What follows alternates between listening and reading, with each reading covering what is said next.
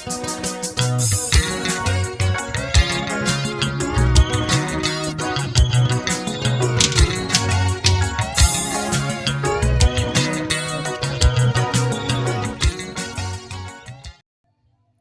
enye into wengane zakwethu kufuneka uma ngabe uyenza ubeka phambili ukukhula.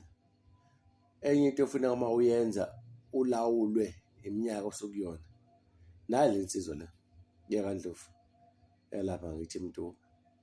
Yabona wesizwe, mina angizizwa uxabana nawe.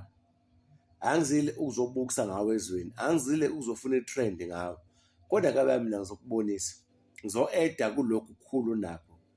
Ngicabanga ukuthi ubonile ukuthi ekuthukeni kwakho uKhuzani kukusizile kwakwenza watrenda, kwakwenza waba sebalazweni, waba kulolu quqaba lolu elazwa nyenyewe bonke abantu. Ngoba ngesikhohlisana akumnandi mfowethu ukubona omunye umuntu edicelela isithunzi somunye umuntu.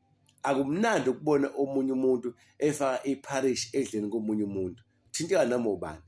MfowakaNdlovu, ubonile ukuthi ekuthukeni kwakho uKhuzani akukusebenzelanga lutho. Ngiyazi ukuthi ubuzama ngendlela uzama ngayo nawe ngaphansi kwegama thizeni nje engakufihli nje ukuthi wena kwade ukwenza ubuzenza samuntu obesaphotha umthandeni umfowakaManqele laphana eMdletsheni, esingazi ngampela exactly ukuthi uyamsupport noma ubuzama ukuzama. Ngoba kuyavela ukuthi wena umfowakaManqele akakuthandi umfowakaManqele. UmfowakaManqele yena akakufisa eduze kwakhe. Uma ukuthi wena ubona ukuthi uyakufisa, siphi isithombe sakho umnaye? Yini eveza wena ukuthi uyazwana nawe? Noma mhlawumbe konke okwenzayo uyakuthakasela. Ey'bongeni wabizwa, kodwa wabizwa lo mfowakaMkhwanazi uMphako, hhayi umfowakaManqele. Lalela-ke sizwe, iyeke lento oyenzayo. Ngikukhohlise mina kabi yami.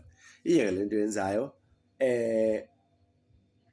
Uzolokhu kade ubonakala nowelile nebhizi nge-single track noma nge-album tontoni khona lokho ka-DJ Hlo. Ama-benefits akho uwabonile. Nakho kade uthenga ama-blocks ekhaya.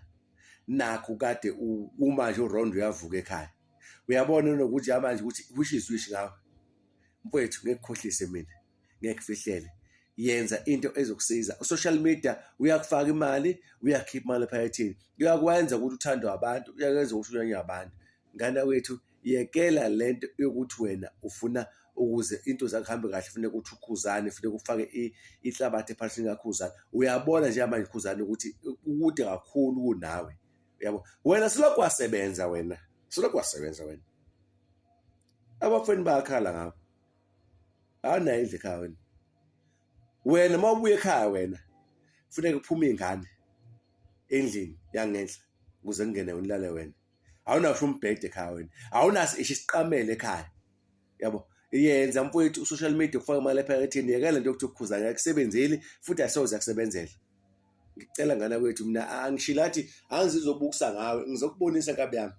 Iyeke lento lokuthi ufuna ukuzama i-trend yokuthi uKhuzani ayikusebenzelanga futhi asoze akusebenzele. Kunalokho uzokubusela emuva. Kumanje ngicabanga ukuthi uyazi na ukuthi even la sebenza khona laphana eMhlanga esitolo leso sebenza sona uhluleka even ukuthola i-loan.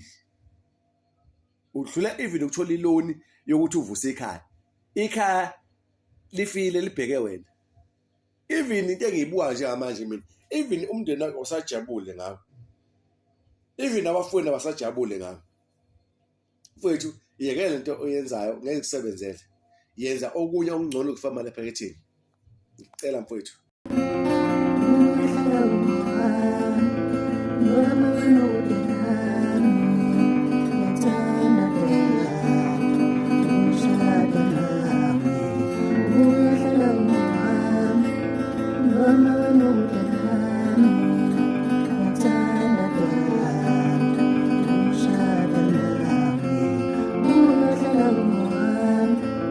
Mama, when you